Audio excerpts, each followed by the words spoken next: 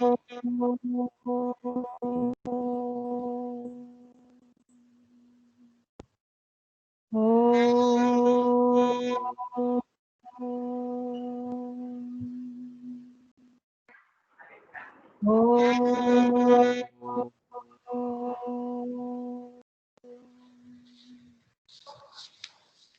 to everyone. I considered it a great privilege to introduce the speaker of today's satsang session, Dr. V. Mohan, sir.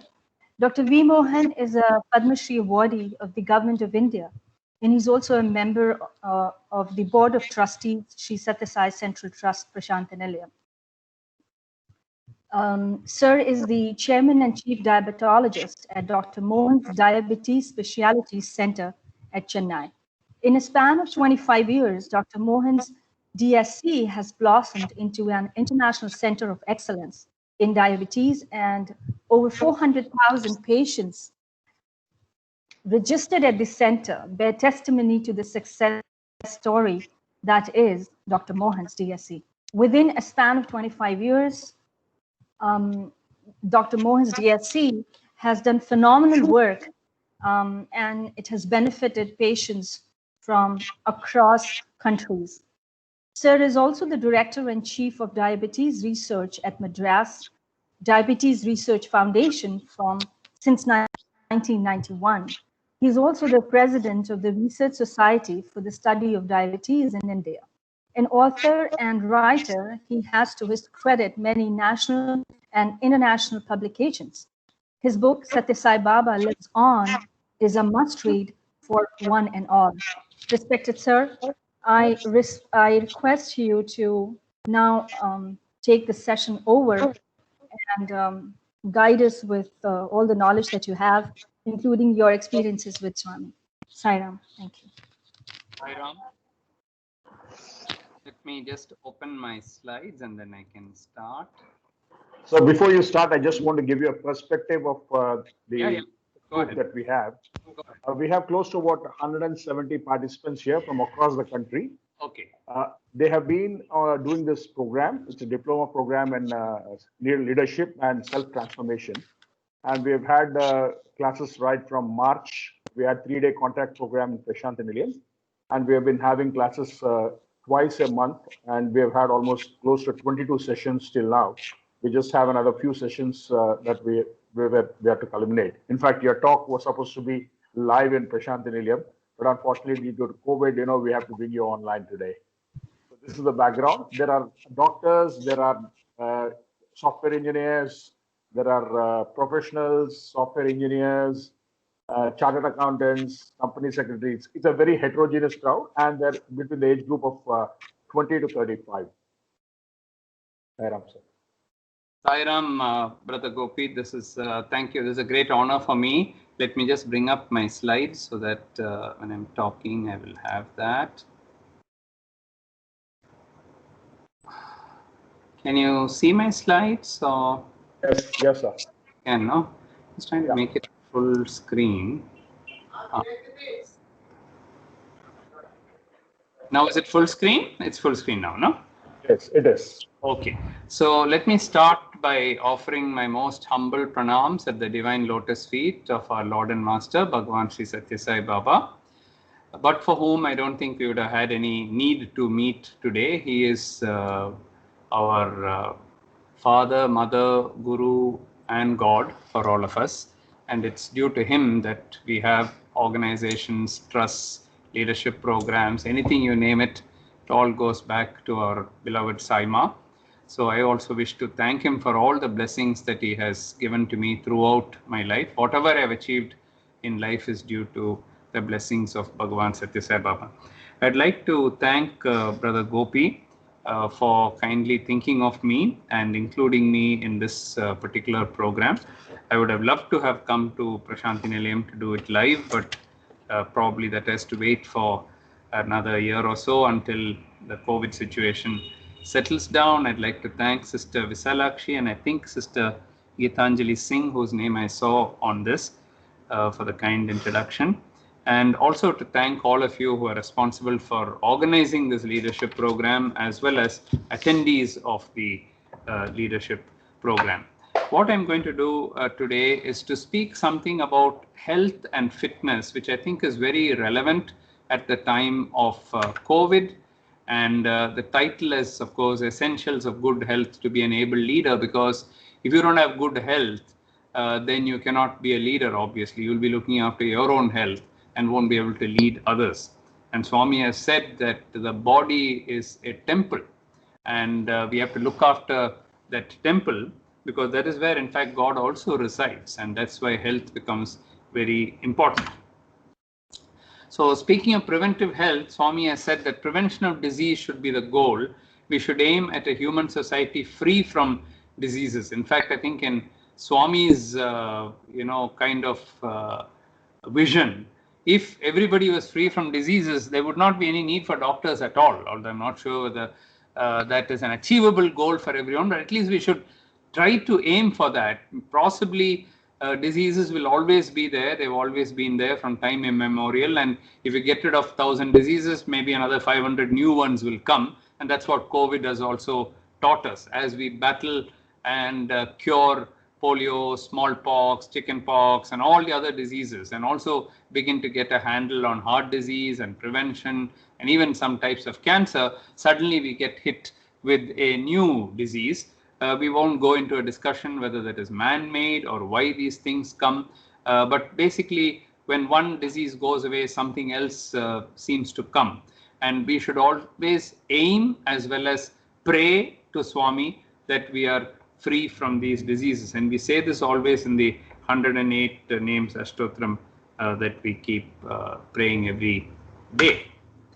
Now, I'm going to start with improving health and immunity and keep this as the base for my whole talk, because this is the kind of buzzword in everybody's lips and everybody's mind: immunity. And how do I build up my immunity? Immunity and health cannot be kind of separated. If you want good immunity, you need good health. And for that, I have put down 5 things which I think are very important. In fact, some of you might have already seen this video of mine. I don't know how it went viral. I had put it up in YouTube, and there, according to that count, it's only about 40,000 views or so. But I have at least got this from a short video actually on how to improve immunity, 5 tips for improving immunity. It's a 3-4 minute video, and I have got it at least from 200-300 people, from 200-300 groups. And therefore, I presume that it must have gone really viral. And I'll talk about those videos and so on in the end. So these are the 5 things: diet, eating healthy and nutritious food, exercising regularly. In fact, what I'm telling you may not be new at all. And that's a good thing about truth. When truth is told, nothing new in truth. We all know that. But then it's emphasizing and getting to know the details about it, which really helps us to improve our health and immunity. The third is to reduce stress and anxiety, which is very important. Think about it. If you're following your diet very regularly and you're also exercising, but you are somebody who's totally stressed all the time, depressed, anxious, how do you think you are going to get immunity? Now, sleep is something, as a 4th component, is something which is downplayed by everyone. People think that a really hardworking man or woman, for that matter, can sleep, as less number of hours as they can, and they think that they pride themselves that they're actually very strong, and I need only 3 hours of sleep and I can manage. Don't fool yourself, because human beings are human beings everywhere, and you do need sleep. And so we'll talk about that. And finally, after doing all this, if you already have some conditions like diabetes, hypertension, heart disease, respiratory disease, asthma, or any chronic condition, if you don't treat that itself will destroy your immunity. So after doing all these 4, assuming that you don't have any chronic conditions, then if you have any of these chronic conditions, then definitely you have to look after those as well. And this is going to be the main theme on which I'm going to expand for the rest of my talk. So let's talk about diet. When we talk about diet, good nutrition practice involves the following steps. Eat well. So that's very important, because we keep reading that recently I also contributed something where obesity is one of the things to reduce your immunity. Well, can you reduce obesity in the next 6 weeks? It's not easy to lose a lot of weight in a very short period of time. These are more long term. So starving yourself, thinking that you'll improve your immunity is not a very wise thing to do, because if you don't eat well, your immunity is actually going to go down. Eating slowly is very important. If you just gulp your food down, first of all, the first digestion which takes place in your mouth and through the saliva will go and probably gush down to the stomach where it is not yet ready to receive it, and the whole indigestion starts right from there. Eating on time is very important. We won't go into intermittent fasting and whether it's good or things like that, but generally whatever time that you have chosen, and this can vary from human being to human being, but eating on time is very important. You cannot eat breakfast at 7:30 one day and breakfast at 11:30 on another day. Your body will get totally confused. Eating right, and we're going to talk a lot about this, and having a complete balanced nutrition, these two actually go hand in hand, and we're going to talk about these. You don't have to bother about the small print because I'm going to talk in detail about each of these. Now, as I said, what's the connection between diet and immunity? Now, immunity is actually dependent a lot on diet, and we call this as immunonutrition. So through nutrition, you actually improve your immunity. If I was to simplify this in terms of the Indian diet, that's why I asked whether all of you are from India. One of the banes in Indian diet is the excess carbohydrate. Whether you're from north, south, east, west, northeast, central India, it really doesn't matter. All of us eat too much carbohydrate. This also came out from a report from the NIN. I think 2 days ago it was there, a week ago it was there in the papers. They've released a new report and so on. The same message is coming out again and again, that our carbohydrate intake is just too much. If I can simplify that for you, the three macronutrients in the diet, namely carbohydrate, protein, and fat, constitute 100%. All the others like vitamins, minerals, and so on really don't add to the calories or to the nutrient composition. So these three are the ones which make up 100%. Now the problem in India is that it's unbalanced. So we have 70 to 75% carbohydrate. So there's only 25% left for the rest of the two ingredients, namely protein and fat. Now, protein in India, on an average, we get 8% protein. If you get 10, it's good. Above 10, very rarely we get. We actually need between 15 to 20% of the diet coming from protein, which for vegetarians, particularly in India, it's very low. Even the so-called non-vegetarians, I'm not supposed to talk about non-vegetarian here, but I'm just giving you general tips. Even the so-called non-vegetarian food is actually taken only once or twice a week by most people. Most people are not living on meat, and therefore their protein intake is generally very low. So the first tip that I can tell you to improve immunity is reduce your carbohydrate intake, whether it's rice or chapati or ragi or millets, or it doesn't matter what it is, they're all carbohydrate. They all constitute about 70% carbohydrate, is there in all of these foods, because, and they're very refined also. They are highly refined, and therefore they're not like the old rice or the chapati which our great grandfather or grandmother used to eat. So reducing your carbohydrate is the first step. If you do that, then what do you make it up with? First of all, take lots of vegetables. If you take a lot of green leafy vegetables, especially dark green, but any color green is fine. Green leafy vegetable, come back to it, not even have green color, every color under the sun, you can actually have vegetables. I'll come back to that. And protein. Now, protein for non-vegetarian, this is not a Sai talk as such. So it may sound like blasphemy if I talk about fish and chicken and white of the egg, but I'm just talking from the nutrition point of view as a doctor, because there are a lot of non-vegetarians in India.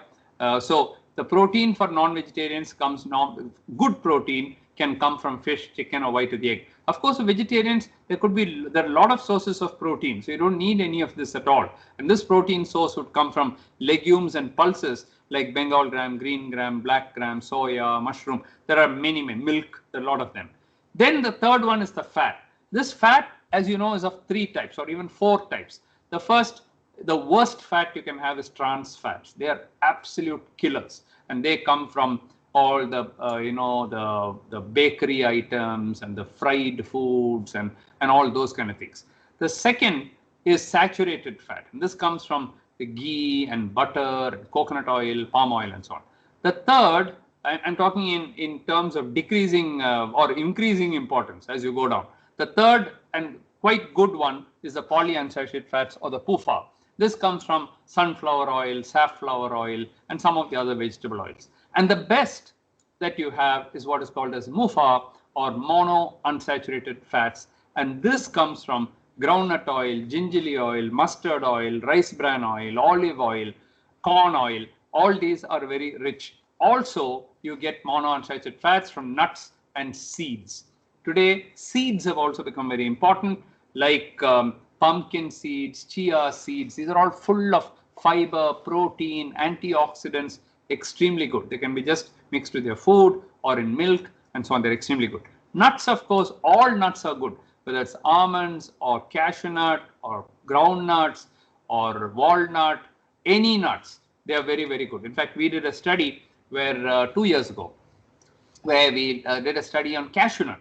Cashew nut is supposed to be, it contains a little bit saturated fat and all this. But when we did a study, it's a randomized clinical trial, where we found it actually didn't increase the cholesterol at all. In fact, it increased the good cholesterol, or the HDL cholesterol. It reduced the blood pressure, didn't affect the sugar at all, didn't affect the weight if you adjust the calories. So even cashew nut is good, because all the other nuts are very, very good. So this is just a kind of a summary. I'm going to go in more details. Now, this is a very important slide, and you must remember this. Now, when we take our plate to eat, what we do is we dump rice on it, especially in South India. If it's in the north or west, then you dump the chapati on it. 3 chapati, 4 chapati, 5 chapati. Of course, you are all youngsters, so I'm not telling you should not eat, but you can eat the right food. And I'm not saying that rice and wheat or chapati should not be taken, but there is a limit for that. Today, we are overeating that one particular item. In fact, everything else seen on this plate is normally not taken. This is taken, then some curry is poured on it, or then some rasam is poured on it, or sambar is poured on it, or then curd is poured on it, or buttermilk is poured on it. Like this, course after course after course, we start eating, and that's what leads to increase in weight, increase in obesity, increase in diabetes, and all that comes because of too much of carbohydrate in our diet. And I'm going to talk about that because Swami who taught me this. So I'm going to talk about that a little later, the evidence for that and how it came. Now, how then should you eat? Now, when you take your plate, first look for where is the vegetables. Where are the vegetables? And these vegetables can come, as I'll show you in the next slide, from different sources. So if you take half the plate and fill it up with vegetables, the amount of calories in that is very low. The amount of carbohydrate in that is very low. But it gives you a lot of fiber. It gives you a tremendous amount of iron, B12, vitamins, phytonutrients. Everything that you need for nutrition, for immunity, is in this part of the plate, where the half of it you should fill with vegetables. Then you have to find with every meal, where is my protein? You have to ask that question, where is my protein? Particularly for vegetarians, you will have to look for the protein, otherwise you may not get. Even these vegetables don't give you the protein. For the proteins, you have to go to those items which I mentioned, the pulses and the legumes. And so this is, for example, Bengal gram, green gram, black gram, rajma, dals. All these are loaded with proteins. Okay. Some of you may ask, do they contain all the amino acids that you need? Now, nature is designed in such a way that there is one amino acid alone of all the amino acids which are deficient, which are to be taken, the essential amino acids. If you take a list of 14 or 15 of those essential amino acids, there is one which is deficient in rice. But luckily, that one amino acid is excess in the pulses. Similarly, there is one methionine which is deficient. This is lysine is deficient in rice, and methionine is deficient here. Now, what is deficient here is in excess in rice, and what is deficient in rice is in excess here. So when you combine those two, you're getting all the essential amino acids that you need. So this protein is as good as any non-vegetarian protein source, and therefore you really don't need non-vegetarian food at all. And then, of course, you have the milk products, and they should be taken to some extent. You can't take too much of milk product, but if you take dahi, for example, curd or yogurt, it's a very good probiotic.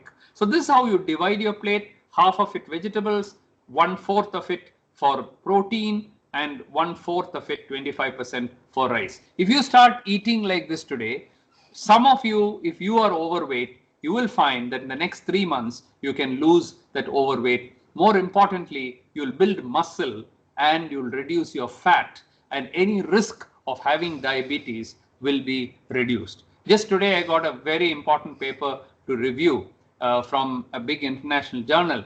And this is a study where they've done in Denmark, and they've looked at body fat in 10-year-old children and 13-year-old children 40 years ago. They've got the data. Denmark has the data of every single, they have only 4 million people in Denmark. So they have the records of everyone from the time they're born to the time you die. Every record is there in the government registry. So they went back, and 40 years ago, if you had more fat in your body, or if your weight was more, your risk of getting diabetes was so much more. So these are the kind of things that right from childhood and young age, you should start. Colors of the vegetables I mentioned, you can take vegetables of any colors. Remember, some greens must be there, but also you can have yellow and orange and red and thing. I'm not going to go into each one of these. It's impossible even for a nutritionist to remember whether which contain beta carotene. Of course, we know carrots contain beta carotene, and then we know that lycopene is there in tomato. But to remember every phytonutrient and everything, you need to be an expert in that. Very simple way to remember is remember the rainbow colors. So you can have white, green, yellow, orange, red, put everything into it, or keep rotating. You have 2 one day, 2 another day, or morning 1, evening 1, or Monday, Tuesday, Wednesday, you divide it. See that you get all of these. If possible, try to get the greens every day, because this greens, the spinach and all the lettuce and all the other greens that you take are very rich in B12, iron, and so on. So they are very, very good. If you come to fruits, if you don't have diabetes, then you can take any number of fruits. You can have 4 fruits per day, 5 fruits per day. Fruits contain fructose. It contains a little bit of sugar. That fructose will convert into glucose. But if you're not diabetic, it really doesn't matter about the sugar part of it. You can take, again, mix and match different colors, orange and red and green and whatever you want, purple, whatever you want from different fruits. You can take that. Okay, so remember these rainbow colors, and next time when you either go to the market to buy, or when on your dinner table, look for the different colors and see that these go into your plate and that you consume them every single day. This is enough. The immunity will automatically come from this.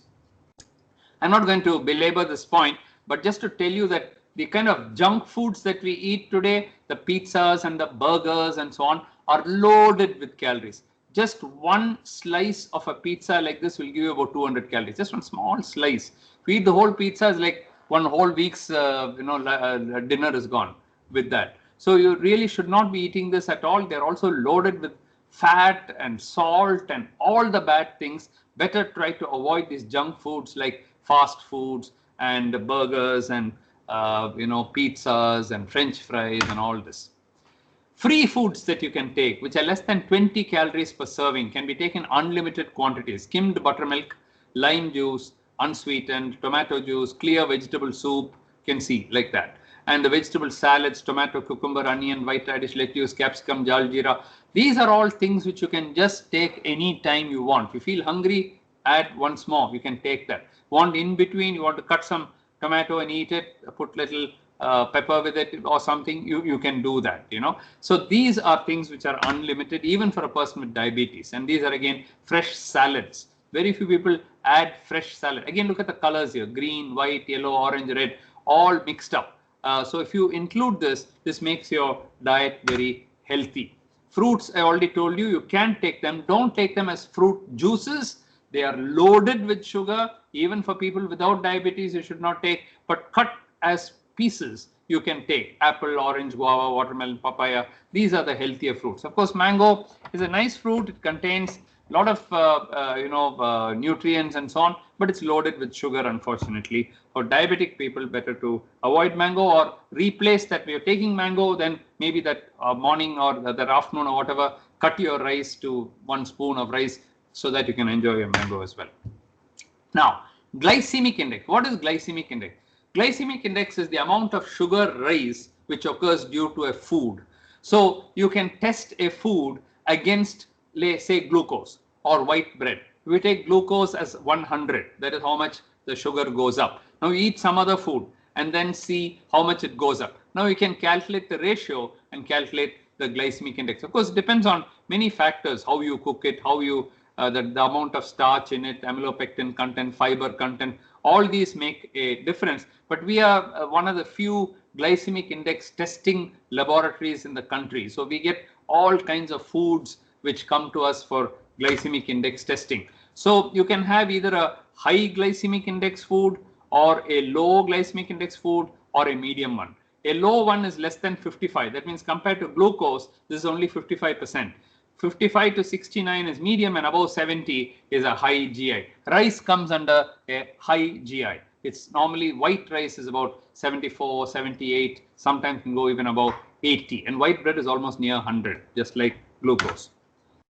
Fiber is very important in the diet, and this comes from, there are two types of fiber, insoluble fiber and soluble fiber. Soluble fiber comes from fruits and vegetables. Insoluble fiber comes from whole pulses like soya bean, cluster beans, and ragi, which Swami is very fond of, jowar, barley, oats, fenugreek seeds, and so on. They provide satiety, they provide bulk, they help in digestion, and they also bring down the sugar and cholesterol and also prevent constipation. So if you can increase your fiber content of the diet, quite often your protein content will also go up. Remember, again, the vegetables and the pulses will give you the fiber that you need.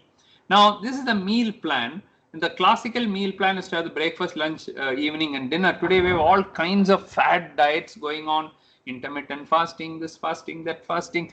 Every flavor of the season, every 6 months, 1 year, it will change. And people swear by that. They'll say, oh, I lost 15 kilos, I lost 10 kilos. I have nothing against it, but it's not physiological. You're meant to eat small, frequent feeds, you know. And of course, another principle where I agree with intermittent fasting is if you're not hungry, don't eat. Simply for eating, don't go and eat. Okay. For that, if you eat small meals, then you will feel hungry, and at the right time you can. Same time, avoid skipping of meals and avoid fasting and feasting. One of my friends was telling me that I fast for 36 hours, 48 hours, 72 hours. I said, what, if I commit suicide or what, you know? And no, I feel great, you know, with every day that I skip my meal, I get more energy, he says. After 48 hours, by 72 hours, I'm like Superman, you know, ready to fly. I said, okay, but it militates against everything that we have learned, that you need food to build immunity. And here you're talking about depriving your body of food. Every animal, living being in this world needs food. So I don't know what that theory is, and I don't think we have enough scientific evidence to prove all that. Now, breakfast is very important, and again, it's a source where you can start. Now, for example, you see this dosa. Obviously, looking at it doesn't look very attractive, but this dosa is obviously healthier than that white dosa that you can eat. Now, the idli also can include more of the protein, and then if you're taking something like this, load it with vegetables, okay, so that your glycemic index comes down. This I told you. You must fill your plate with a lot of vegetables, the amount of rice and so on goes down. Again, increase more vegetables. Now, let's talk about these three. They become very popular now. Vitamin C, vitamin D, and zinc. Now, everybody I know is popping in a vitamin C pill and a vitamin D and a zinc, saying that, with this I've conquered COVID, okay? Now, you need vitamin C, I'm not saying that, but you can get it in your diet by gooseberry, amla, oranges, satukudi, Mosambi, lime juice, and so on. If on top of that, if your doctor says you better take some vitamin C, I find that you have some bleeding tendency or something, you take it. It's not necessary to take vitamin C throughout. Plus, vitamin C is an acidic thing, can irritate your stomach. So simply loading it into your body if you don't have a deficiency doesn't make any sense. However, vitamin D is a different cup of tea altogether, because vitamin D, we are deficient in vitamin D. About 80% of our population is deficient in vitamin D, and it's very difficult to get that vitamin D from foods. Most of them are fatty fish and egg yolk, and for non-vegetarians you may get it. Vegetarians, very difficult to get vitamin D. So taking a vitamin D supplement after checking your blood vitamin D is not a bad idea, because in our studies about 80% of the population has vitamin D deficiency. Zinc, on the other hand, is available in pulses and dals and so dairy products and many other things, and therefore zinc is not really necessary to pop in a zinc capsule, because some of these, if they are taken in excess, can have side effects as well, including vitamin D if you take too much of it. Now, immune boosting foods come from these: turmeric, haldi, okay, ginger, garlic, broccoli, red pepper, citrus fruits, kiwi, papaya, green tea, spinach, yogurt, almonds. These are all sunflower seeds. These are all rich in immunity boosting agencies. So they have many things which can boost your immunity, and these are all naturally available. So if you can include them in your milk or whatever, you put a little turmeric in it, little ginger, and maybe a little bit of garlic in it, that becomes much more of an immunity drink than just the milk alone. Now let's move on to exercise. Exercise, first point I want to tell you why you have to exercise is because the longer the belt, shorter the life. The other way also you can twist it and say shorter the belt, longer the life. Because people used to think in the past that obesity like this is a very healthy thing. In the times of COVID, as I already mentioned, obesity is one of the biggest risk factors and comorbidities for COVID.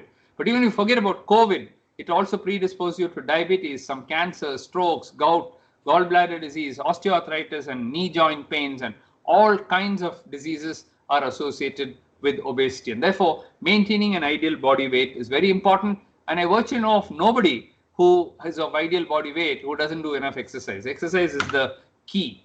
Exercise also helps you to reduce the sugar levels, cholesterol levels, increase the good cholesterol or HDL, blood pressure reduction, body fat reduction. It even reduces insulin resistance and stress. This is something which I coined. I call it as a FAR principle. It's easy for you to remember. FAR stands for F is for flexibility, A is for aerobic exercise, and R is for resistance training.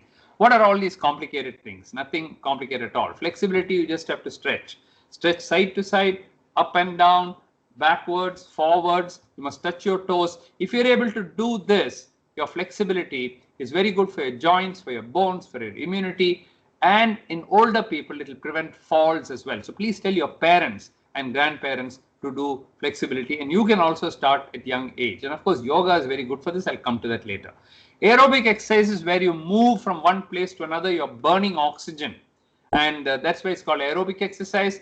Jogging, walking, swimming, cycling, whatever, even simple walking is good enough for aerobic exercise. The third one is resistance training. Now, you don't have to do big weights like this. Of course, you're a very fit young man and you want to build and become a muscle, some kind of a champion in that, you can do that. Mr. whatever in your city you want to become, then you can do that. But remember, it's also harmful to lift very heavy weights. But light weights like this are very good to build your strength, your stamina, and your muscles, biceps, triceps, pectoral muscles, abdominal muscles, leg muscles, all get built up if you do resistance training. So remember the FAR principle. Exercise is very important, but most people only think of aerobic exercise. Include the flexibility and the resistance training as well. Try to get 10,000 steps a day. I'm sure many of you have phones in which you already have apps which will give you that Samsung or iPhone. It will tell you the whether how much you have walked. The pedometer is built into the into this. Now, one of the simple ways to increase your number of steps, apart from going for a walk. Now, if you are trying to get 10,000 steps a day, let me assure you, unless you do regular exercise every day, you're not going to get 10,000 steps. Okay. And so one of the tips I would say is, if you're in your room and you're getting a call, walk and take the call, walk the talk. That will give you 500 steps, 1,000 steps. And you make a habit of it. Sit for less number of minutes or hours in a day, because sitting is a new smoking, as they say, and it can kill. Too much of sitting can, the blood circulation itself gets affected, and it can lead to heart attacks and so on. Let me move on to stress and anxiety. Now, stress reduction is very important. So meditation, yoga, recreational activities are very important. So one must live a life of moderation and don't do anything in extremes. Anything in extreme is too much. If you do too much of exercise, 3 hours, 4 hours of exercise, you're overdoing it. You don't need, your body doesn't need that much of exercise. Wear and tear will occur. Okay, your joints will get worn out. Maybe you'll put too much of pressure on the heart. So what is needed is a life of moderation, but all these are stress reduction. For some people, of course, yoga and meditation goes without saying, but for some people, just listening to music, listening to a bhajan, participating in sai activities, all these are eminently suitable for stress reduction. Work-life balance. Maybe all of you are not working. Some of you are students. Some of you are working. Work-life balance is very important. Don't neglect the family. Whatever you do, don't neglect the family, because the family gives you that core strength, that core support, that social support. And today there are many, many research projects which are showing that those who don't have that social networking, they are the ones who get all kinds of diseases. Let me move on to sleep now. As I told you, sleep is very important. How much sleep is important? It varies between 6 to 8 hours. I would say a kind of minimum is 6 hours. A maximum is 8 hours, because if you have to sleep more than 8 hours, something is wrong with you. A child needs 10 hours or 11 hours, but not an adult. If you need more than 8 hours, there's something going wrong with you. Already you probably have some kind of a problem. Maybe you're not sleeping well at night, and that is why you need, or you're too much obese, or you're having breathing difficulty or something. Okay. Less than 6 hours, I don't believe that, because what happens is sleep deprivation occurs, and that affects the quality of your mind and your body over a period of time. You must get good quality sleep. I won't go into REM sleep and non-REM sleep, there is rapid eye movement sleep and so on. It's too technical, but good quality sleep. Try to get into bed by 11 p.m. Now, for youngsters, today we have social media, and watching some kind of program or video or something. It may be good things also. I'm not saying you're doing bad things. I'm saying you're doing maybe, but then timing is very important. Call it a day at 11 p.m.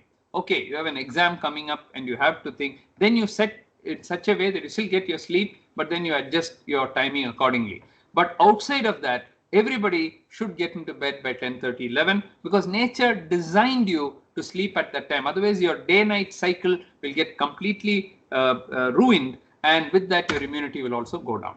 Yoga, I don't have to tell this audience that yoga helps improve memory, concentration, relieve stress, anxiety. It helps in focus, concentration, memory, many ways. Yoga is very, very good. I think everybody should do yoga. And within yoga, I would say pranayama is one of the most important things. At time of COVID, pranayama, because it improves your lung capacity, plus it reduces your stress as well.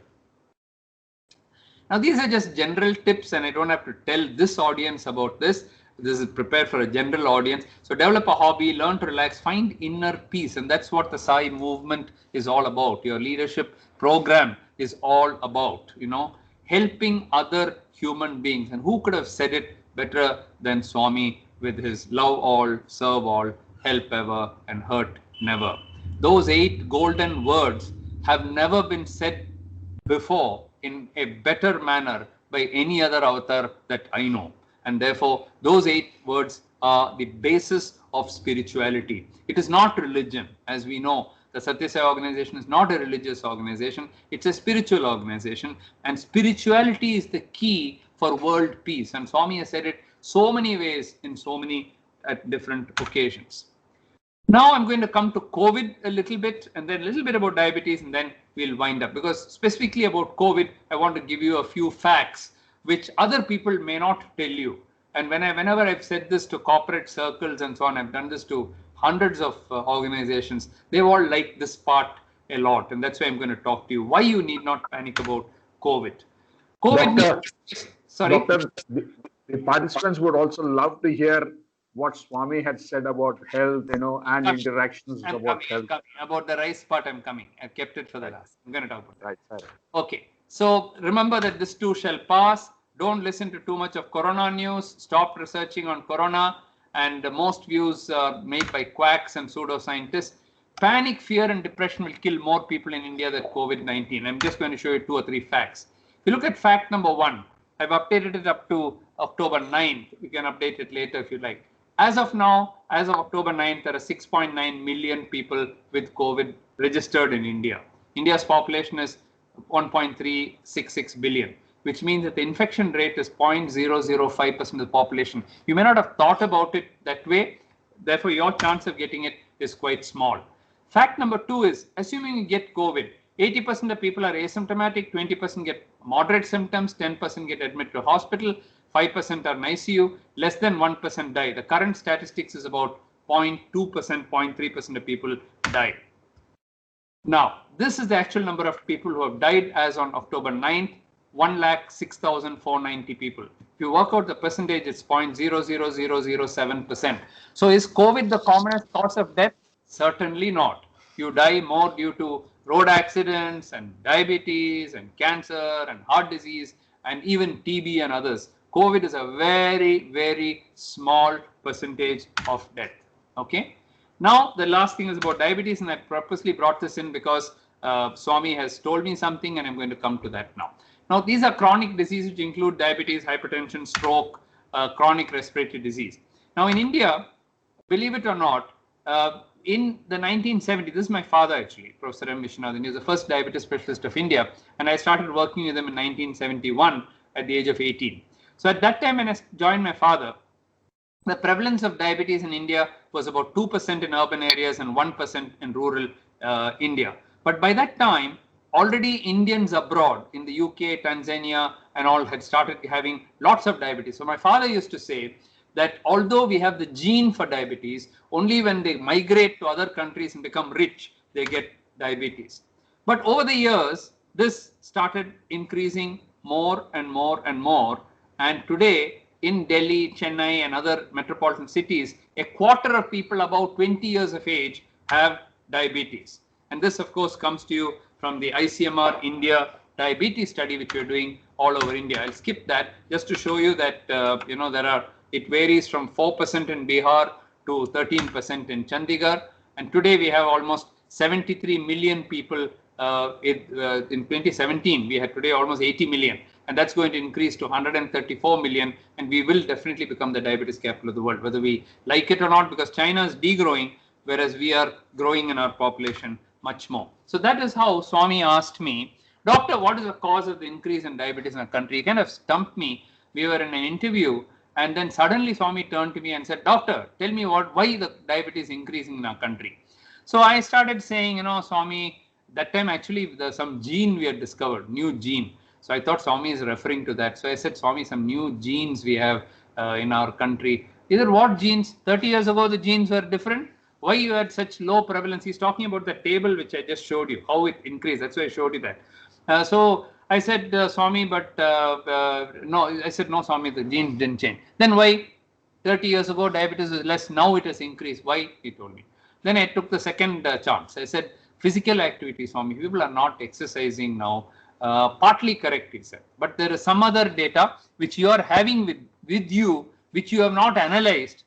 And that is why I want you to go back and analyze that. And that is the reason why people are getting diabetes in India so rapidly, he said.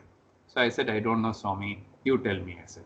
He said it is rice or wheat. He specifically told me rice because he's talking about South India, but wheat also. That's why I started off by saying carbohydrate is too much. Remember how much I emphasized there is linking it all to this. I wanted to tell you that in the end. So then we went back. I told my team, Swami is saying that this is due to rice. We have not even looked at it. Have you collected the data?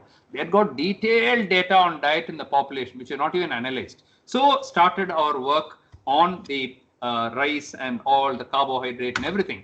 And that was this paper which we published in British Journal of Nutrition a couple of years after Swami told me. I think 2007 he told me. Then we started working on that. By 2009 we published in British Journal of Nutrition.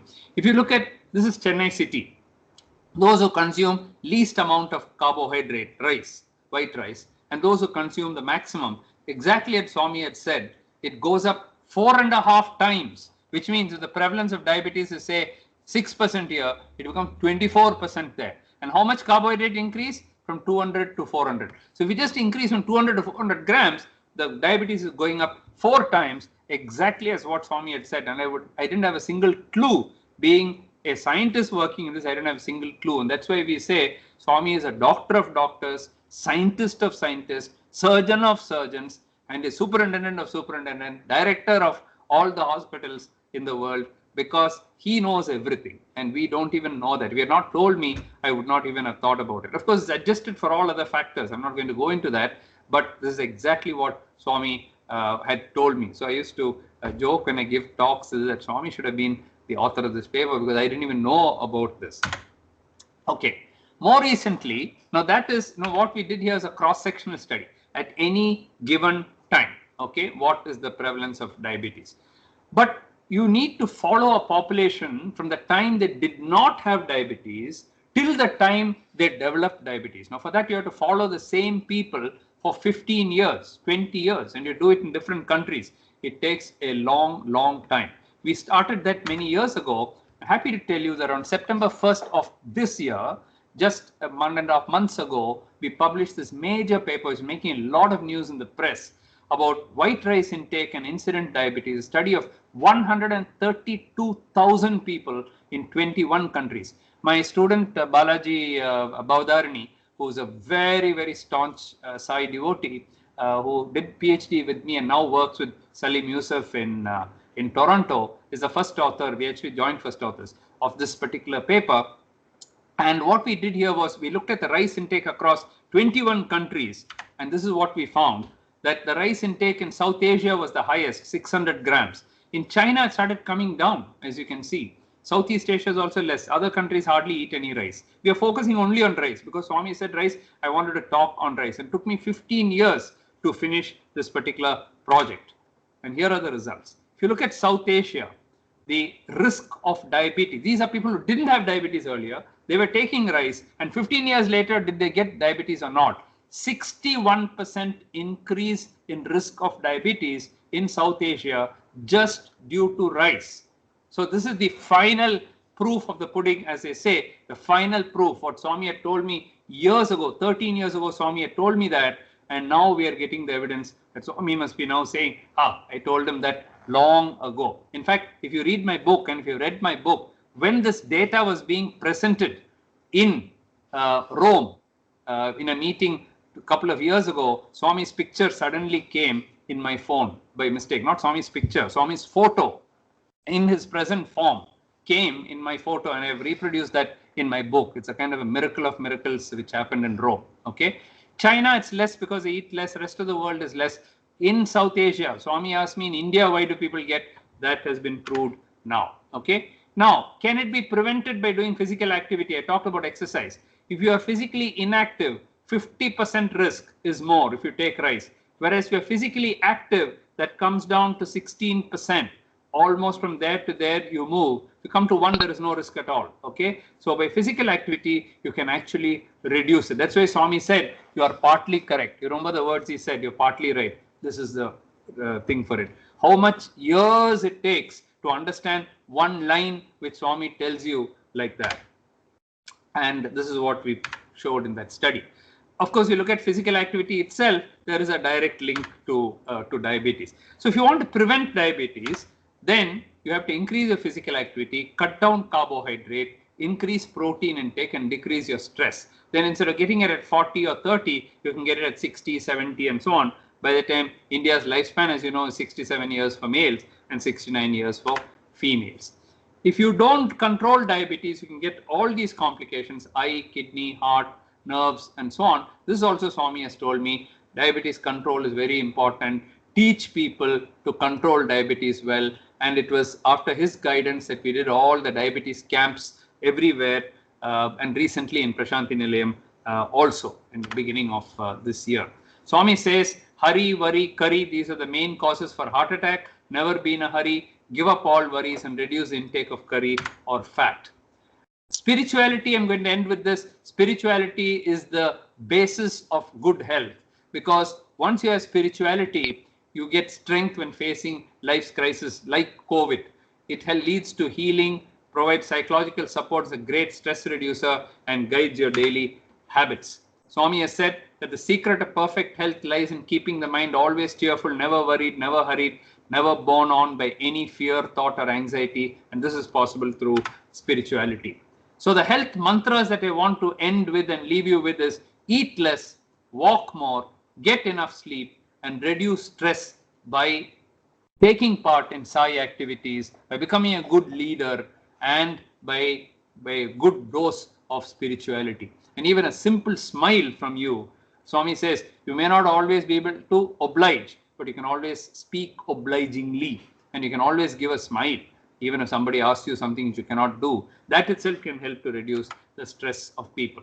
I'm going to end here before taking questions by saying that if you have liked this and would like to know more about this, in fact, I have so many videos on Swami itself, which I have talked about. They're all there if you come to my YouTube channels. So I have two. The hospital one deals mostly about diabetes, but my personal one is not just diabetes. There's a lot of information about spirituality, about health, about Swami's interviews with Swami, and various talks about Swami. So I am on Facebook, Twitter, YouTube, Instagram, LinkedIn. It will be either Dr. V. Mohan or Dr. Mohan V. Usually it will be Dr. V. Mohan, and only in Twitter it's Dr. Mohan V. So just look for it and please subscribe so that we'll be connected for a long time. These are 4 of my popular videos related to this talk. This is the one which I said, where's the one which went viral? This one. There's 5 ways to boost immunity. This is the one which went viral, but then all these are popular. The vitamin D one has gone to more than 700,000 views, and the vitamin C and zinc are also quite popular. Om Jai Sai Ram. I'd like to end here and now probably take some questions now. Thank you, Dr. Chinmay. Can you moderate the Q&A session? Thank you. If you have questions, you can put on the chat box, or else you can take us to raise hand so that we will unmute one by one. Sairam? Yeah, go ahead. Sairam, am I audible? Yes, yes, you are. Yes. So I have 2 questions here. Yeah. One regarding exercise, which you explained that exercise is very necessary, daily exercises. Yeah. So if we are doing some exercise, one pattern or one type of exercise, say for example, cycling, is it advisable to practice yoga on the same day and to do aerobics, or to combine 2 or 3 types of exercises together in a day? Or there should be a schedule or a pattern to do the types of exercises?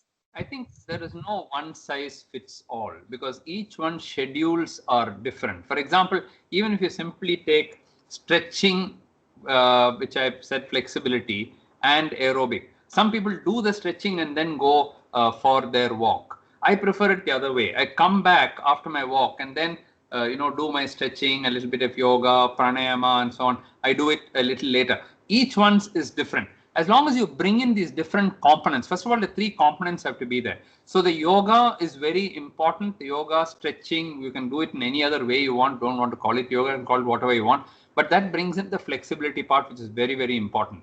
The small weights are also very important because you need to build up the muscle. What Indians lack is the muscle.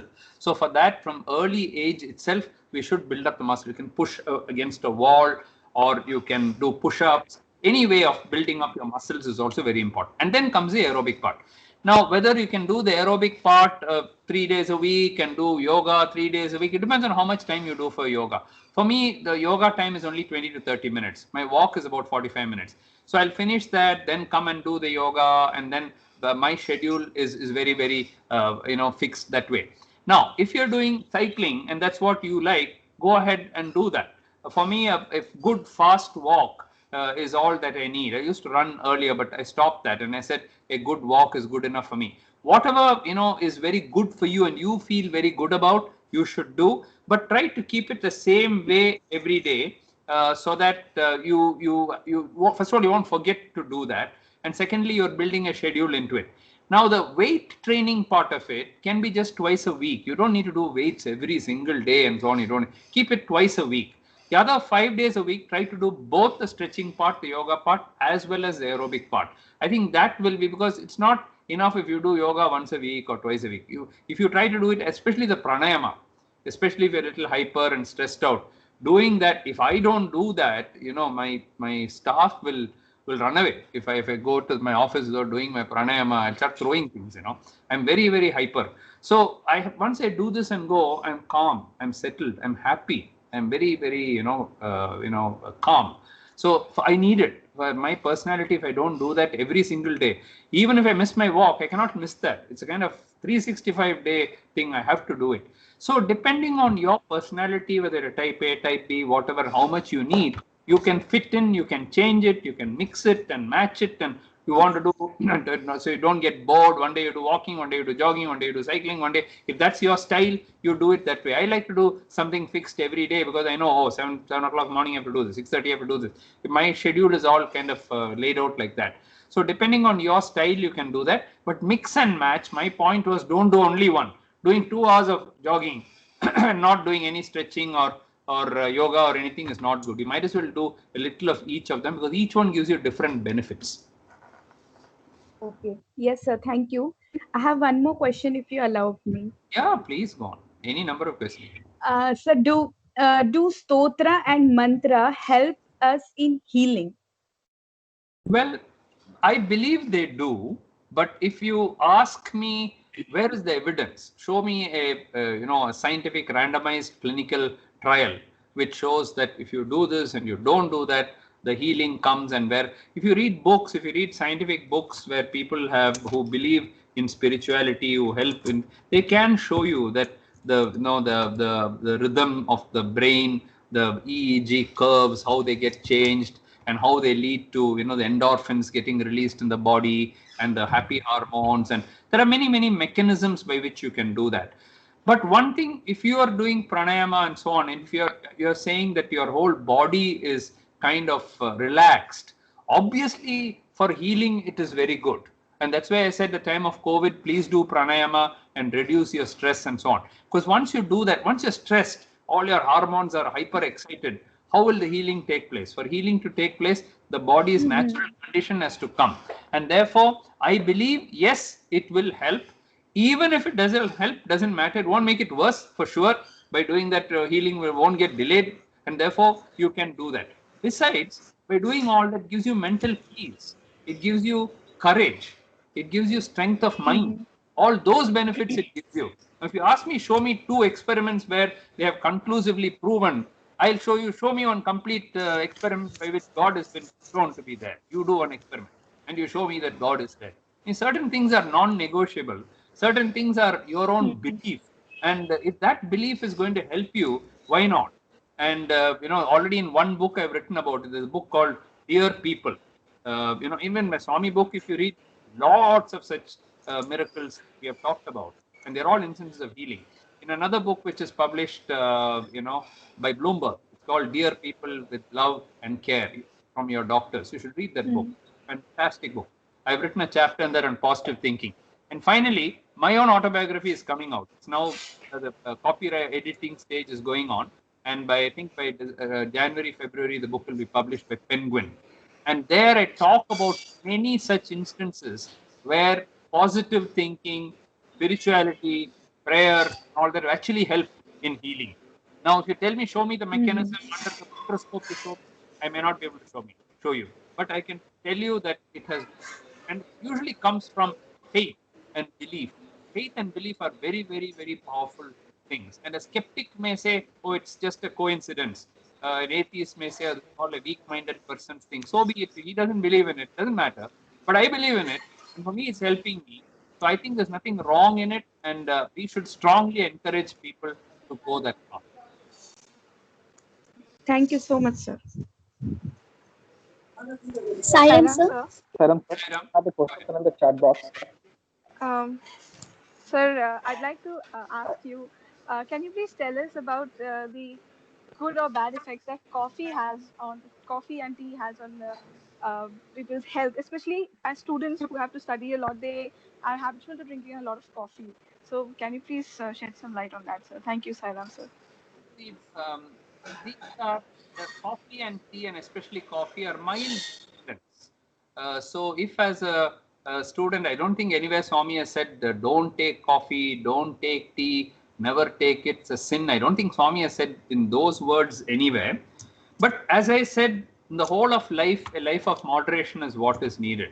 So suppose you start drinking 5 coffees, 10 coffees, 15 coffees a day, definitely you'll start getting shivering because your the sympathetic nervous system gets stimulated too much. If you have a parasympathetic system stimulated, you'll be very peaceful. Sympathetic is stimulated, you'll be always hyper. And so coffee is something which can do that to you. Tea to some extent can do that. So coffee, if you take too much of it, your hands will start shivering, tremors can come. Sleep disturbances can ultimately come because it's acting on the brain. Especially if you take coffee in the evening or night, your sleep will definitely go down. So students, they use that for their advantage. I've also done that in the past. There's nothing wrong in it. You're not taking a drug to do that. Coffee is coffee, so and it's short-lived. Coffee can also produce gastritis. So it's for me, if I take coffee 3 days in a row, I'll be rolling with stomach pain. So although I love coffee, I don't take it. So I think anything in moderation is good.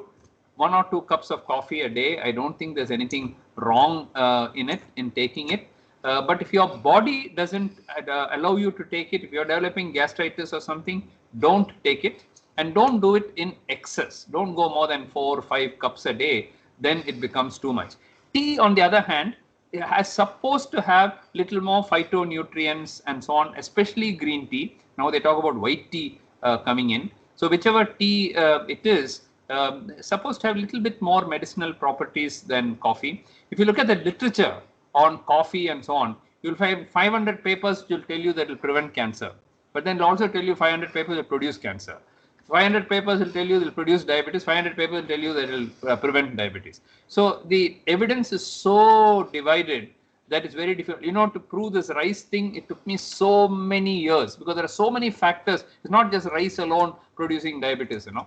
I had to go through so many statistical things to finally prove it, and to get into a journal like Diabetes Care was very, very difficult. But I persisted with it because Swami has told me. So I knew it must be right, must be right. So in spite of all my skeptics, including some of the reviewers, would not even accept it. But finally it got accepted. I knew it will get accepted because Swami has already told me about it years ago. So don't do anything in too much in excess. Moderation in anything is okay. Thank you, sir. Sairam, sir. Sairam. So there's a question. Sairam, sir. Yeah, go ahead. It's me, Sucheta Chakravarti. Yeah. Sir, I'm 30 years old and I have hypothyroidism and uric acid also. So I would like to ask you that what type of food items and I should take and avoid. Thyroid is easy because thyroid is not brought on by any food items. Thyroid is usually due to some autoimmune mechanism. So thyroid, if you're hypothyroid, it's so easy to treat. You just have to take the thyroid supplement and then check your thyroid TSH level, whether it has come down to normal. About 20 to 25% of the population has hypothyroidism.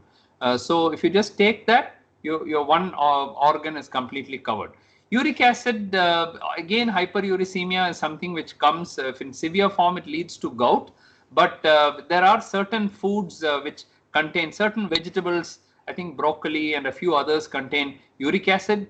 Those which have that, you can avoid it. But again, if you do regular exercise and if you reduce weight and maintain normal weight, uric acid level will come down. So, and of course, there are medicines for uric acid. The uric acid is very high. It should be below, say, 5 or 6. Suppose it's 8, 10, 12. Then we'll have to take medicine because uric acid can affect the kidney, uric acid can affect the joints, can produce gout. So it might even also produce diabetes and heart disease and so on. So if your doctor says to take a medicine for uric acid, you can do that. In 90% of cases, you don't need it. You can do it with diet exercise. On the other hand, for thyroid, you have to take the medicines. Maybe after some time, you may not need it. You keep checking it. At some point, they may say, now your thyroid seems to be normal. You can stop it. Thyroid replacement is what our body produces. So just taking a replacement of that is not going to do any harm to you. On the other hand, it will keep all your mental function, physical functions, muscle, everything in good shape. If your thyroid is gone down, your cholesterol will go up and it's become a big risk factor for so many diseases. And thyroid is the easiest thing to treat and has no side effects. If you take a thyroid replacement, 0 side effects. There's a question, Mahesh Nagnath, doing exercise in the evening before dinner, is it good or bad? I mean, there is no fixed time to do the exercise. Again, what I would suggest is at a time every day. If because morning some have to go to work at 6 o'clock, so they can't get up at 3 o'clock, 4 o'clock, do exercise. Whereas they'll be free after 4:35 in the evening and they can come home and do their exercise. If that is your pattern, please do it, but please stick to that. Please stick to that so your body knows that at that particular time the exercise is going to come. As long as you stick to that, it is fine. Not audible, he says. Why it's not audible, Mahesh? It's not audible, what I'm saying? Clearly audible. You're audible, sir. Okay. You're audible. So what you're saying is that you exercise at a fixed time, whether it's morning or evening, doesn't matter. What is convenient to you, you do that. Morning exercises tend to be more regular. Because what happens is in the evening, you'll say at 6 o'clock, I'll go for something. That day at 6 o'clock, something else will happen, unplanned. Whereas in the morning, it's your time, 5:30, 6 in the morning, very few disturbances will be there and you'll be able to keep it up. Dr. Shubhada Kumar, what is the best time to consume fruits?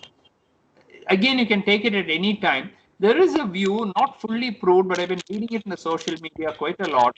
If you take first thing you take fruit, rather than taking it after breakfast. You take the fruit first and then take the rest of the breakfast. There's a lot written about that.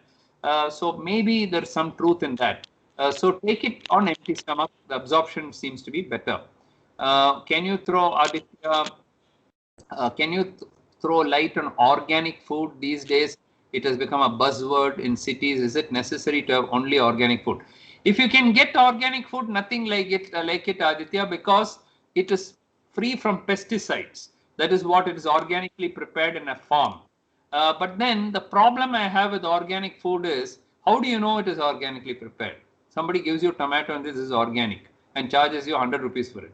Another guy gives you, this is not organic, but it's only 20 rupees. Okay. How do you know they're not changed it? Very difficult. Nothing is written on it saying organic. So it's a question of belief. If you are growing it organically yourself, that's a different thing.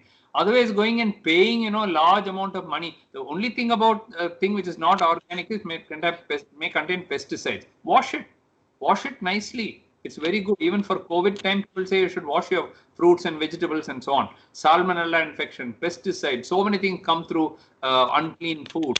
So if you wash it, then is veganism a healthy diet and lifestyle choice? Veganism includes also stopping all dairy products, which means no cheese, no butter, no milk, no yogurt, and nothing. That is veganism. It's an extreme form of vegetarianism. Some people believe in it. There are people who will say, because you stopped all dairy products, I did this, I lost weight, I did that.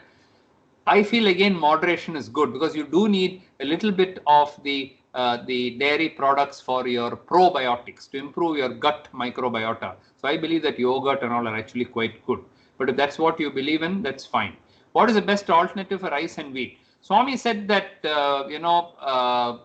ragi is actually much healthier, and he told me I eat ragi. Swami eats ragi. He told me sangati, ragi balls, and he showed this is like this. That's how I eat. He told me. So and ragi is definitely healthy. The protein part of ragi is good, but eventually, if you look at the carbohydrate part, it's about the same between rice, wheat, and ragi. And so, if you like rice, reduce the rice intake. That's why I started from the beginning itself about rice, reducing the rice, taking more. My third slide onwards, I had that. So I think it's a quantity which is important. It's excess rice. Swami never said don't eat ever rice in your life. He never said, He said, and he talked about the 5 white poisons: salt, sugar, maida, rice. All these are and milk, excess milk. All these are the 5 white poisons according to Swami. Then what is next? Organic food is over. Veganism is over. Alternative eat. How to become a leader in the how to become a leader in the medical profession? Just like you become a leader in any profession, if you are good, if you work hard, if you are ethical, if you are sincere, if you do all the right things, you will become a leader. And of course, you must pass on your knowledge to others. Only a good leader is one who makes the student even better than yourself. That is a true mark of a leader. So if you're able to do all that without any selfishness, you will become a leader, not only in medical profession, but in any profession. Thank you for the wonderful insights. Can you give some tips on, that some of these are difficult. Can you give sustaining high energy levels throughout the day? Energy comes down as day progress. How to overcome that? Pranayama. Pranayama will definitely help you to maintain very high energy levels throughout the day. I do something, I cannot advocate it to all of you all, but I take a short nap in the afternoon, a half an hour power nap. And that can keep me fully charged up to 10 o'clock, 11 o'clock at night when I finally get tired and I go to bed. If I don't do that, as you mentioned, Gayatri, the energy level will be maintained up to somewhere around afternoon, and then by 4, 5, 6, 7, if I was to take this lecture now at 7:30, I would have come tired, and I feel that for me, my body, it's a strain then. I still do it. I can do it if I need to, but I know I'm putting a big strain on my heart and on myself. So for me, it suits me very well to have that small afternoon nap, and it's only 30 minutes. That is enough for me. Each one's body is different. if you have the luxury of doing that, try it and see. Then in the evening, you definitely will not have it. But not everybody has the luxury of this. Not everybody believes in it. For me, it works very well. Okay. What is the next? Yes, sir. Thank you, Sairam. Thank you. How to become, that's over. What is the best alternate rice and wheat? That's over. I already answered that. I feel night time is the, it's again slipping and going back. New messages. Okay, let's see that. Lot of emphasis on millets as nutrient. Would you completely switch from rice to millet? Well, the problem is that the millets also are high in glycemic index. They are not like the old millet. Just like the rice got polished and the wheat got polished, the millets are also polished. So it's not that they are low in glycemic index. Of course, they have some nutrients which are different from rice. So if you want to change over to millets, you can do that. But if you hate millets, then all your life are you going to eat something which you hate because it's healthy. So I'll eat it. I hate it, but I'm still going to eat it. I'm still going to eat it. You're not going to enjoy your food. No, food is meant to be enjoyed. And therefore, that's why I said if you like millets, take it.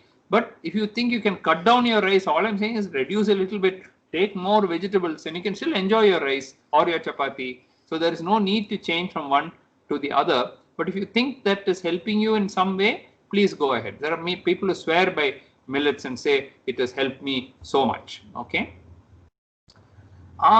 There is one question which I definitely like to take. Abhishek Sharma, Raman Sharma. Okay. It is said that cigarettes and alcohol can be consumed as a limited quantity as medicine. Absolutely a lie. Okay. Even one cigarette cannot be taken in any limited quantity, even in 0.001% also as a medicine. It's a poison. It's 1,000 poisons in it. So it's like saying if I take little potassium cyanide, is it good for me? Or if I take some other poison, rat poison, little bit is good for me. Homeopathy says that, homeopathy says so many things. But this is not true that rice, cigarettes are good for you. Cigarettes are absolutely bad. They should be banned completely. If you ask me, complete banning should be done. The government only hesitated because what will happen to all those people who are making cigarette BDs and things? Give them some other job, you know. Don't give a job which will kill people. So that is my answer for that. Alcohol, I won't get into that debate. It has never really been proven that alcohol is good for the body. Okay. In France, some red wine which they take was shown to have some benefits. But the French people do so many other things. They also eat a lot of salads. They exercise. They eat all. They drink. They take olive oil. They take so many things which are good. So it's never really been proven. In our experiment, in our research studies which we have done, any amount of alcohol has been shown to be bad, and therefore I definitely will not recommend it as a health thing. What is the best food for? Sir, can I ask? I'm not able to actually access the chat box. Yeah, you can ask. You can ask. Yeah. Sir, I was treated for AML at the age of 13, but with God's grace, I'm doing all good now. So I wanted to know if there are chances or probabilities that I will pass this on to my child. Because when I asked my doctors, you know, they kind of be like a little diplomatic and say, oh, no, beta, you're all good now. So I really want an honest answer. Unlikely, the risk is very, very, very small. But it's like asking me about type 1 diabetes. Type 2 diabetes we know is passed on to children. So type 1 diabetes, people used to ask me and I used to say, no, you will never get it. Your child will never get it. And then I saw the first child who got it, you know. Then I stopped saying you'll never get it. I'll say very unlikely, very unlikely. That is where prayer helps, ma. So you pray to Swami and he will take care. He can change science. He can do anything, you know. If you really have faith in Swami, then just like you got over it, it will not go to the children. Rapid fire questions. Yes, please go ahead. So, but I was not saying diabetes. I think there was some. I got AML. I got the question. Okay, sir. I was saying that Thank you, sir. diabetes, I was saying that AML also, it has a very, very small, if at all, hereditary factor. So I have not seen AML coming in a mother and then coming in the child and all. It's extremely rare. But in medicine, there is zero. Okay, and that is where Swami takes care. Is peanuts good for diabetes? Yes, it's good, Brother Gopi, because it's a very good source of protein. It's a very cheap source of protein. It also is, good in fiber. It also it has monounsaturated fat. Therefore, it increases the HDL cholesterol. So peanuts are good. Remember that all nuts contain calories. So if you take too much of nuts, then you'll have to cut down something else, because otherwise your calories will go up. You may put on weight if you take too much of nuts. That's the only thing. Is it advisable to do yoga, exercise we're seeing in social media? Nothing wrong in doing it in social media, but sometimes you may get it wrong, so you may hurt yourself if you just watch somebody doing it on. Better to have a personal trainer, go to the gym, or learn it yourself in a slow way, in some other way. Jyotirmai, what is the best food for a 7-month-old pregnant woman? All that I have said is very good for a 7-month-old woman or 8-month-old woman. Enough protein, cut down on take plenty of green leafy vegetables. It's full of B12, which is very, very good, and iron. So green leafy vegetables, fruit, take a little bit less rice, take protein in whatever form you have. Sai protein, Swami has told us about sai protein. The organization used to give sai protein to all pregnant women. So that is something that you can take. Okay.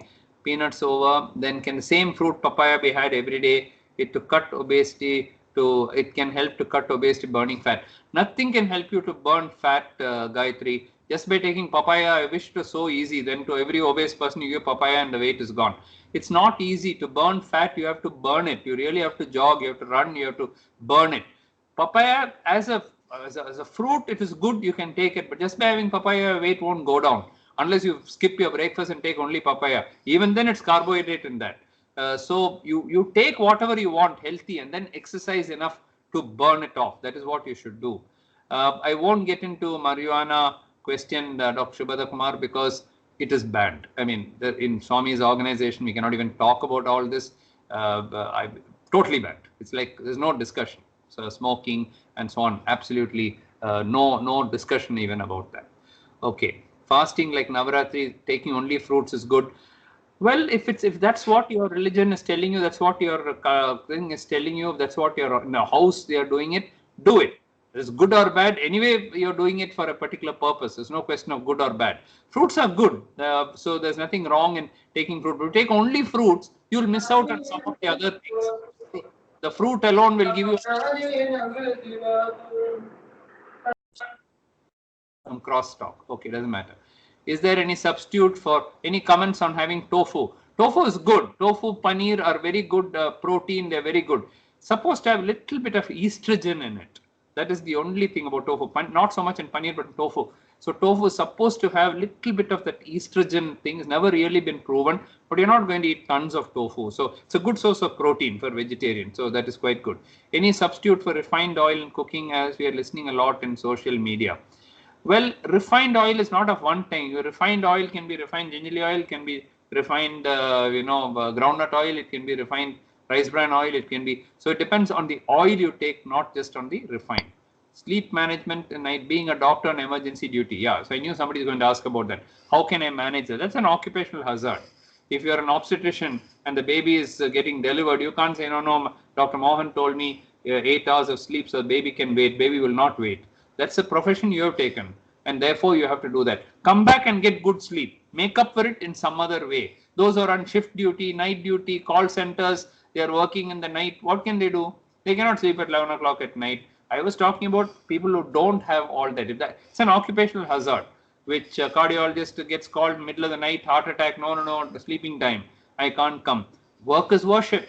Hands that help are holier than lips that pray. So look at it from that angle. You're doing it to help another human being. It's your spirituality. It is your sadhana that you're doing. So that way you look at it. Sacrifice your sleep. Come back and do it a little later. Okay, that's your profession. Any comments for sugar-free rice available? There's no sugar-free rice in the market. So these are all gimmicks. There's no sugar-free. There's no sugar in rice anyway. It's only carbohydrate. So somebody says a sugar-free rice, it is a total bogus. Okay. I'm facing sometimes gastric acidity. What should you avoid in food? Pickles, very sour food, and take a little more dahi you can take. It will help you. Eat in time and do pranayama and reduce and less coffee if you're drinking more coffee. Then people with high uric acid will pulse intake. Some pulses, check it up. I'm not very sure about what all contains uric acid. There is a list of things which you should avoid. And if you avoid that, then that is good. In any case, if you do a lot of exercise and so on, uric acid will come down. Drink plenty of water. Okay. On an average, how many almonds can we consume in a day? A fistful of almonds and a fistful of groundnut is what we normally say, about 30 grams. That will give you a lot of protein, and that itself will fill up quite a bit. So what you can hold in a fist is what we normally say. About 8 to 10 almonds is great. So I think we'll have to stop soon. What is the best food we can have for dinner if you're in the process of weight loss? Less carbs. So you can have a lot of salads. So have soup and salad. If you are in the process of weight loss, have soup and salad. Cut out the other carbs completely. Cut out the rice completely. Take some protein. Maybe you can have some green gram or black gram, or a light soup, or just salad or vegetables. That itself is enough at night. You don't have to eat your dosa and your rice and your idli and everything at night. If you want to cut down the carbs, you can do that. Any tips to control bloating? By bloating, you mean, I suppose, gas formation. Gas formation comes when you have too much protein. In fact, one of the things that produces gas is the grams and pulses. So you will have to mash it well, cut down to the quantity that you don't get it, and don't sleep immediately after eating. That is what produces this bloating and all. Suggest you to sleep pattern, since it's in a haphazard manner. It is only Abhishek Sharma. It is only discipline. So once you have a sleep hygiene, that I will not watch TV after such and such a time. In fact, I don't watch TV at all. So if you can cut off, things which will keep your mind excited, then it should be good. Listen to some peaceful bhajan at night for a few minutes. Think of some very good things. Watch a small thing about Swami, what Swami said. All that. Keep Swami's picture under your pillow. It will definitely help you to sleep well. Okay. Are corns good for that? Corn is another form of carbohydrate. So if you're replacing one with rice and taking corn, it doesn't help you much. The summertime fate raw form of mango, is it good? Taking nuts leads to epistaxis. Oh, taking nuts leads to epistaxis. I didn't know. Epistaxis is bleeding from the nose. I didn't know that taking nuts can produce epistaxis. If that is what it produces for you, avoid it, because everything has to be individualized for the person. Okay. Raw mango, if it doesn't suit you, don't take it. I am so lean, feeling weak, losing weight. Protein. Take enough protein. Build your muscles slowly. Take good food. Okay. Then you will build it. How to treat acanthosis nigricans insulin resistance when patient is totally underweight? Very surprised to hear that somebody who is very underweight has acanthosis nigricans insulin resistance. It's very, very unusual combination this is. Usually overweight is associated with acanthosis nigricans, and there must be some other cause for it. Some insulin resistance and so on. How to control diabetes insipidus? Diabetes insipidus is not diabetes mellitus. You have only excess urination and thirst. Sugar. Can we stop? Yes, I think we can take the questions. What we'll do is I think this take a list of the other questions and send it to me. Send you email. I can. Yes. With the name, if what I think. Send it, because there are lots of questions coming. So I know, because these youngsters are very health conscious now, and it's very good. Yeah, but a lot of them are good questions. If you send them to me, I can just type out the answers and then send it. That's what we do normally. Whenever we are exceeding the time limit, we consolidate all the questions and we send it back to the speaker so that he or she can revert back on that. Wonderful. We'll do that. I think it's already. We're supposed to 8:30. It's already 9 for you. I think it's getting late. Correct. So on behalf of the NLP team, sir, we thank you wholeheartedly for this wonderful session. I think, there are a lot of insights that have come to me personally also from this talk. I've heard Swami telling me to reduce my weight many a time, but somehow it didn't work out. I think, there is some learning that I've got here. All the youngsters, it's so nice to see that they've come out with their feelings and their questions, of how to maintain diet, nutrition, and also the physique part of it. So I'm sure that this is a very good starting point. Come tomorrow, these youngsters will be leaders in the organization, in the corporate world. And it is very necessary, basically, for a country like ours to have young leaders with good health. Swami always says, sound body hosts a sound mind. And I'm sure this talk of yours has added very good value to all of us. And on behalf of all of us, we would like to applaud your wonderful presentation. The team will now unmute and we will applaud for the wonderful presentation by Dr. Mohan.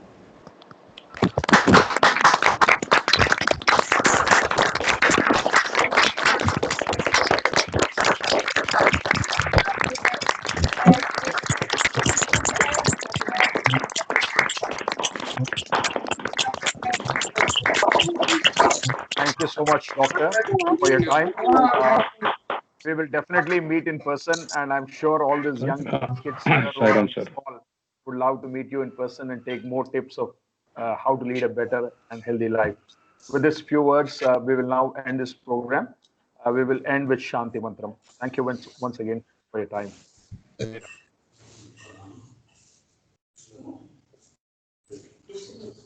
Om Shanti, Shanti, Shanti.